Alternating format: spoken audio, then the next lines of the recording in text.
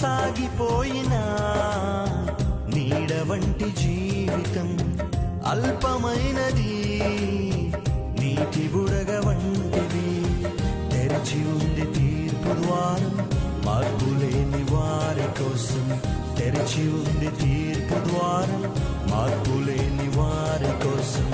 పాతాళ వేదనలు తప్పించుకొనలేవు, ఆఘోర బాధలు వర్ణింపజాలవు. పాతాళ వేదనలు తప్పించుకొనలేవు, ఆఘోర బాధలు వర్ణింపజాలవు.